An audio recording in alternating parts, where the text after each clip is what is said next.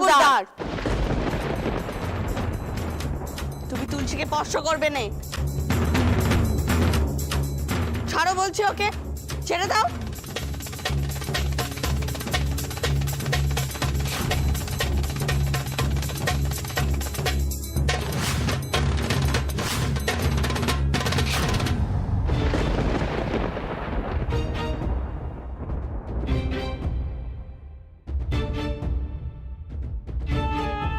রানী, বেশি বাড়াবাড়ি করবি নেকো। তুই যাকে দরদ দেখাচ্ছিস তার চরিত্র জানতে আমার বাকি নেই কো। হ্যাঁ, তুই ন্যায়রত্নে ঠাকুরের সঙ্গে যখন কথা বলছিলি তখন আমি সব দেখেছি আড়াল থেকে। এই, এরকম একটা নষ্ট মেয়ে মানুষের জন্য তোর কিসের এত দরদ রে? হ্যাঁ, জানিস তো ওসব খারাপ মেয়ে মানুষের জন্য কাদের বেশি দরদ হয়?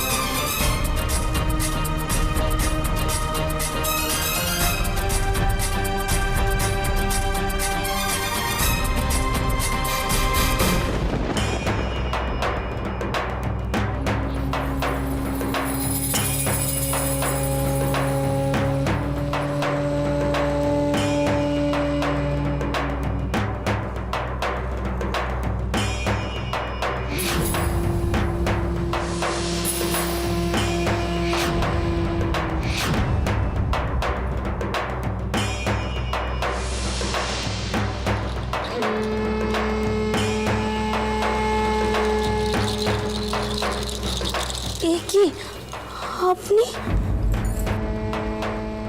আপনাকে এর আগের বাড়ি সাবধান করেছিলাম রাখাল বাবু, নিজেকে সামলান। কিন্তু আপনি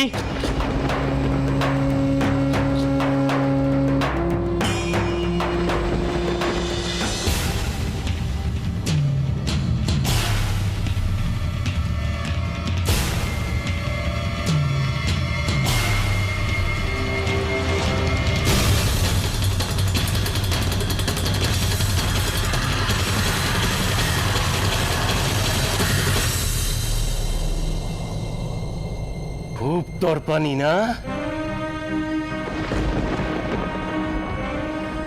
বড় ঘরের বেটা,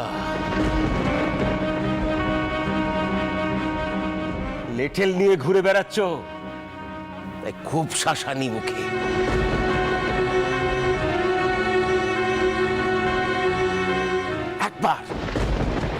একবার লেঠেল সরিয়ে সোজাসুজি লাঠি খেলা দেখাও দেখি, দেখি কত ধানে কত চাল।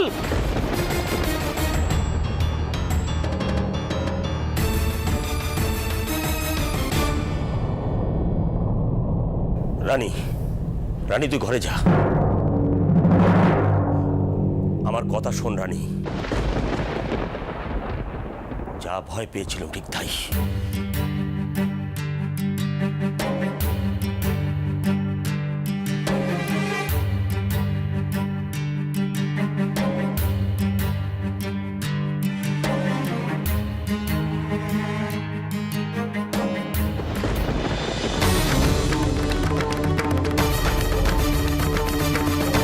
সর্দার, লাঠিখানা দাও।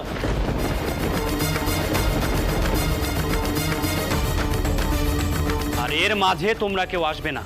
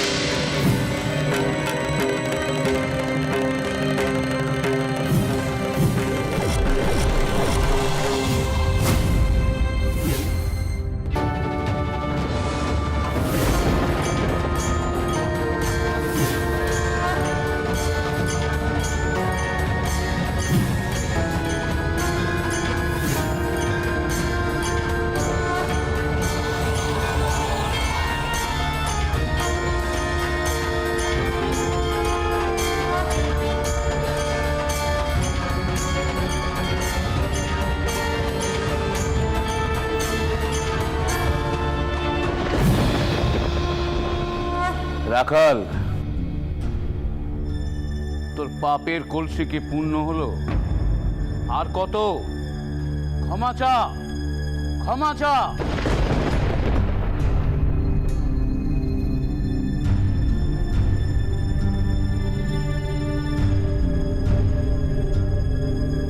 বাবা, তুমি ছেড়ে দাও।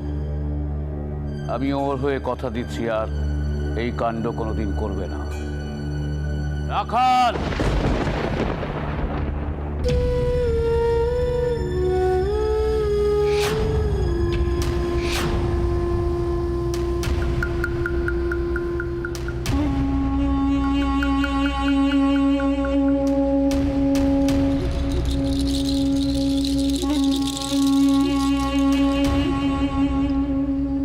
বাবা, বাবা তুমি একটু জিরিয়ে নাও, খেমিটাও তো ঘরে নেই। আচ্ছা আমি বরং রানীকে খবর দিচ্ছি, দাঁড়া। বাবা মশাই, রানী কি করছিল?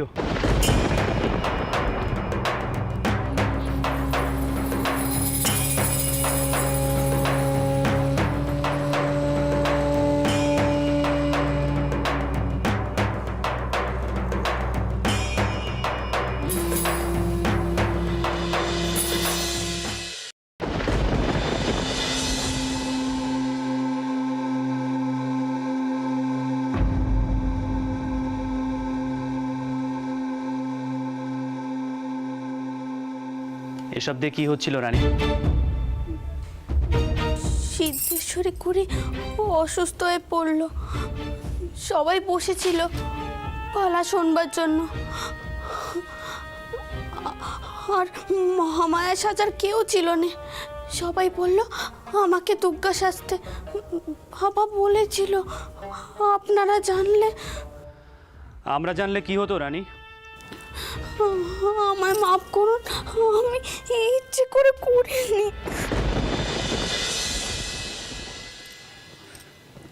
সত্যি বলবো, ত্রিশূল হাতে তোমাকে সত্যি মা দুর্গার মতো লাগছিল।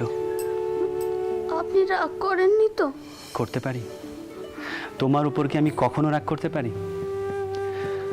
তোমার উপর রাগ করতে পারি না বলেই তো বাড়ির সকলের কাছে আমাকে কথা শুনতে হয়। আপনি আমায় মারুন, বকুন, দুধ চাই করুন, তাতে যদি সকলে খুশি হয় আমার তাতে কোনো আপত্তি নেই। কিন্তু আমার আপত্তি আছে রানী। তোমাকে আমি কখনো কোনো দিন বকবো না, মারবো না। আচ্ছা রানী, আমাকে কি তোমার তেমন স্বামী বলে মনে হয়? কি যে বলেন না, কিন্তু আপনি হঠাৎ এখানে এসে পড়লেন যে? জানি না রানী, মার যে হঠাৎ কি হলো। ইদানিংকালে তো তিনি তোমার উপর বিরক্ত হয়েছিলেন, কিন্তু হঠাৎ সেদিন আমায় আদেশ করলেন যেভাবেই হোক বোধনের আগে বৌমাকে বাড়ি ফিরিয়ে আনতে হবে। রানী যাও, তুমি সব গুছিয়ে নাও, আমাদের বেরোতে হবে। বজরা ঘাটে বাধা আছে। হালি শহরে আসার সময় আমি ভেবেছিলাম আমার মনে হয় আর শোরগড়ে ফেরাই হবে না। শোরগড়ের মান সম্মান নষ্ট হচ্ছিল না। আমি মাকে বারবার ডেকেছিলাম, মা যেখানে রঘুবীর তোমায় ডেকে এনেছিল আর সেইখানে কিনা অন্য আর একটা মেয়ের বিসর্জন হবে। আপনি জানেন ন্যায়রত্ন ঠাকুর তাকে তার পায়ের চরণে ঠাঁই দিয়েছেন। তুলসী আর তার ছেলে সুখে থাকবে, কেউ কিচ্ছুটি বলবে না। রানী, যা হয়েছে শেষ পর্যন্ত তো ভালোই হয়েছে। তা এবার তুমি নিশ্চিন্তে তো? হ্যাঁ, আমি খুব নিশ্চিন্তি। কিন্তু বিশ্বাস করুন, ছোট টাউর জামাইয়ের অপমান হোক তা আমি চাইনি। কিন্তু তুলসী আর তুলসীর ছেলে কষ্ট আমি দেখতে পাচ্ছিলাম না। আপনাকে বাড়ি ফিরে অনেক কথা শুনতে হবে, তাই না? রানী, আমার যদি ক্ষমতা থাকতো তাহলে আমি সকলের মুখ বন্ধ করে রাখতাম।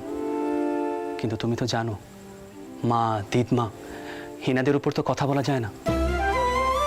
কিন্তু শুধু আমার কথা ভেবে না হয় এইটুকু সহ্য করে নাও আর আমাকে ক্ষমা করে দাও।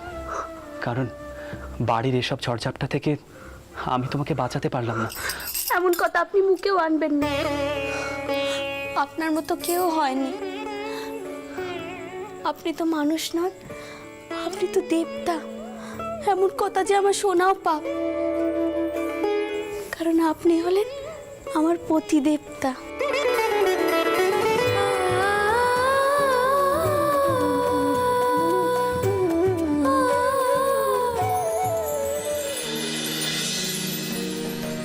ॐ सुप्रकाशो महादीपः सर्वतस्तिमिरापः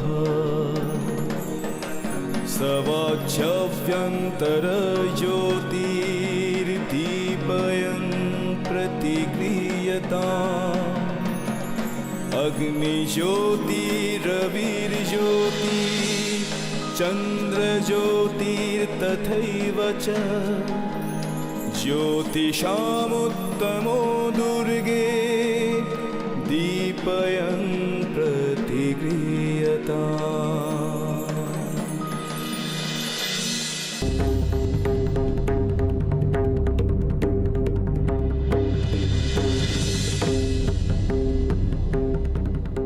আরে এসো এসো এসো, এ যে আমার পরম সৌভাগ্য।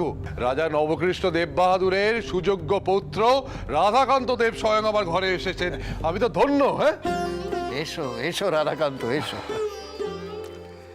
আসন্ন দুর্গাপূজা উপলক্ষে আপনাদের নিমন্ত্রণ জানাতে বাবামশাই আমাকে পাঠালেন।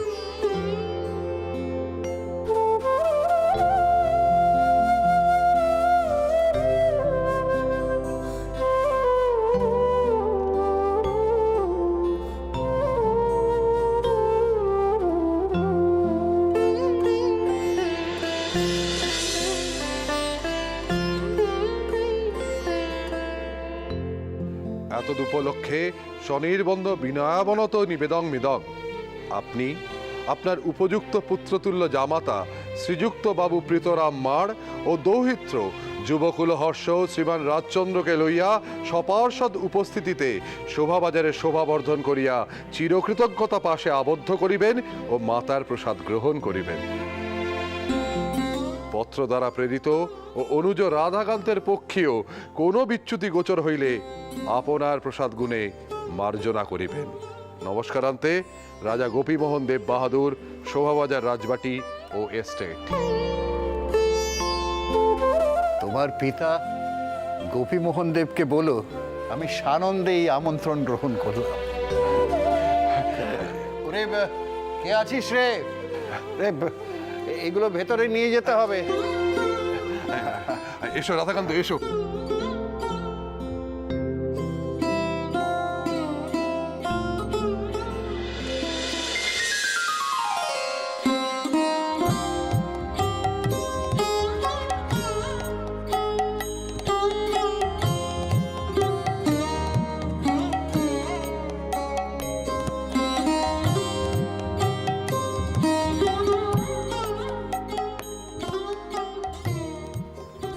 যোগী, ও যোগী, আমি কি শুনছি রে? তুই নাকি কাল রাতে চন্দরকে ওই বউকে আনতে পাল্টে দিয়েছিস। যে বউয়ের জন্য এ বাড়ির জামাইয়ের এত বড় অপমানই হলো, যার জন্যে বাউন্ডা এই বাড়িতে পুজো করতে আসতে চাইছে রে, তুই সেই বউকে আনতে পাল্টে দিলি, তাও আবার মায়ের বোধনের আগেই। হ্যাঁ মা, আমি ছোট বৌমাকে আনতে পাঠিয়েছি। সে ঘরের নক্কি, বের পর এ সংসারে তার পেতম পুজো। মার বোধনের আগে ঘরের নক্কি ঘরে থাকবে না, তা কি কখনো হয় মা বলো? আমি বুঝেছি, বেশ বুঝেছি। আবার তোকে বশীকরণ করেছি। যখন ওই বশীকরণের জোরটা কমে গেছিল তখন তুই বাস্তবটাকে বুঝতে পেরেছি। আবার নিশ্চয়ই নতুন করে বশীকরণ করেছি। তা নাহলে অনক্ষী বউকে তুই এখন নক্ষী বলিস? যাকে যা ভালো বুঝিস করগে যা, আমি আর কিচ্ছুটি কইব না। তবে এইটুকু ভালো করে বুঝতে পারছি তুই কেন ওই বউকে আনার জন্য এত আনচান করছিস। ওই বড় গিন্নি নিশ্চয়ই ওই বউয়ের জন্য পড়ান একেবারে কেঁদে কেঁদে উঠছে। সত্যি ছোট, আমায় গালি না দিলে তোর পেটের ভাত হজম হয় না। নাত বউ ফিরবে কিনা সে ব্যাপারে যুগীর সঙ্গে আমার কোনো কথাই হয়নি। আমার ভয় হচ্ছে পুজোটা হবে কি করে। ঠাকুরপো নিশ্চয়ই কোনো বুদ্ধি বার করেছে। মা, মা, ঠাকুরপো আসছে, এই ঘরেই আসতে বলবো? বড় বৌমা তারা এসে গেছে। হ্যাঁ বড় বৌমা, তুমি ওদের এই ঘরে আসতে বলো মা। যাও যাও, তুমি ওদের এই ঘরে আসতে বলো, যাও মা যাও। বড় বৌমা দাঁড়াও, আমি একখানা কথা সকলকে বলতে চাই। আমি কাল মায়ের সামনে গিয়ে প্রশ্ন করেছিলাম মাকে, আমার ছোট বৌমা কেমন তা যেন মা আমাকে বলে দেন। সে যদি এই সংসারের যোগ্য না হয়, সে যদি সত্যি পাপ করে থাকে, এ সংসারে তার কোনো ঠাঁই হবে না।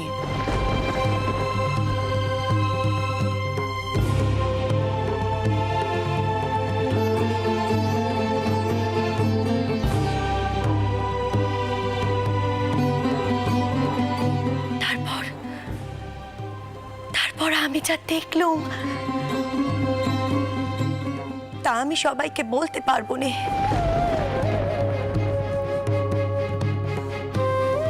তবে একখানা কথা আমি সকলকে বলতে চাই, আমার ছোট বৌমা যা করেছে তা নিয়ে কেউ যেন কখনো কোনো দিন তাকে কোনো কথা না শোনায়।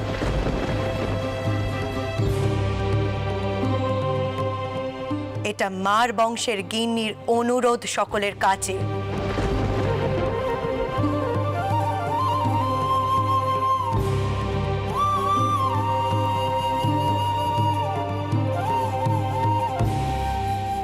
বড় বৌমা, আমার এই কথা কানা তুমি মাথায় রেখো।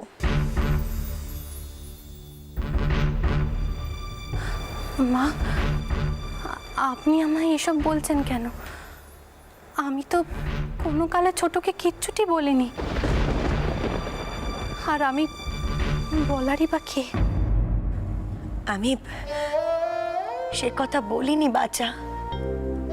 তবে কি জানো বড় বৌমা, মাঝে মাঝে তোমার চোখ মুখ দেখে মনে হয় তুমি যেন ছোট বৌমাকে সহ্য করতে পারছো না।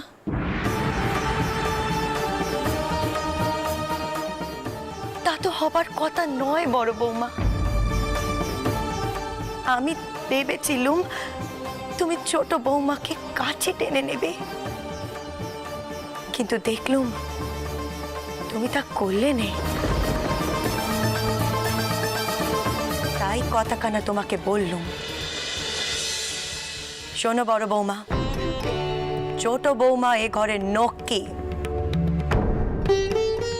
এ পুজোতে যেন তার কোনো অপমান না হয়, সেটা তুমি দেখবে।